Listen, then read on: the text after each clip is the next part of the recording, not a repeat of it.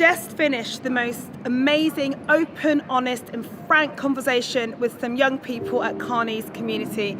We talked about the anti-black racism, but we also talked about some of the structural inequalities and their real life experiences. And I am just so proud that I have the opportunity to be part of that conversation with them this afternoon.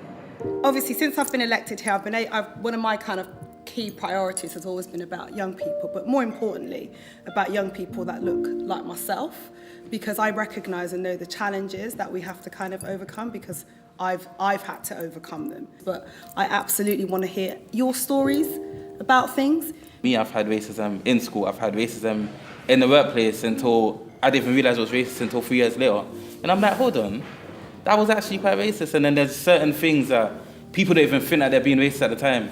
In construction, it's a very kind of racist environment to be in. Being the only black person there,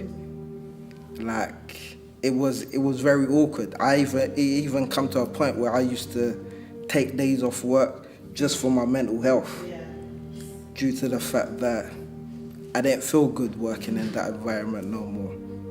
And it come to a point where a colleague of mine told me that my supervisor was calling me.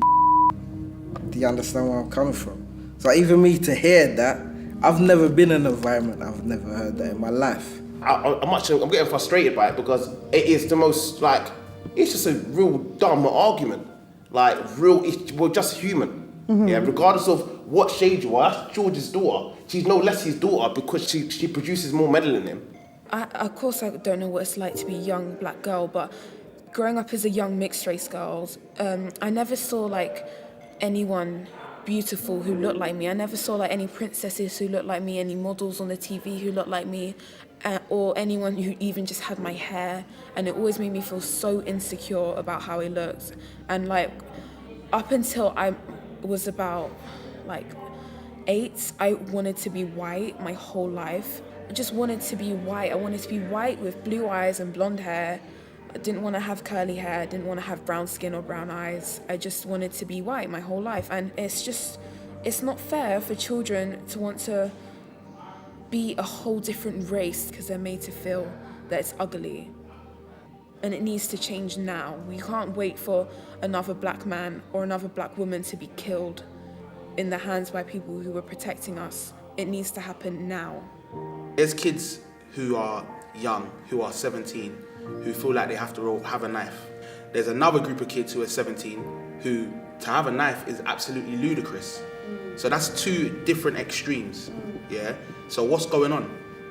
They're the same age. What are these lot learning that these lot aren't learning? What are these lot learning that they're not learning? What's going on? And there's no one in the middle that's connecting the conversations or connecting the people. And I feel like, how does it change when a lot of the time the people who run the country come from the side that is to have a knife is ludicrous. Yeah. We have people choosing to abstain from voting simply because their perception of the state is so negative.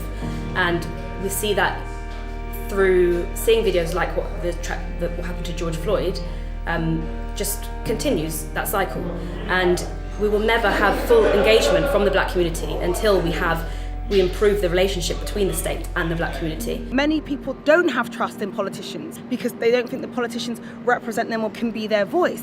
And that's why it's so important for me to make sure that I am there with my community, representing them and being their voice, but also listening to them. And that's why those conversations are so important. And I'm just looking forward to continuing to build what we started this afternoon, because those shared and lived experiences are what really need to help us shape the policies that we want to go on and bring about positive change for our communities.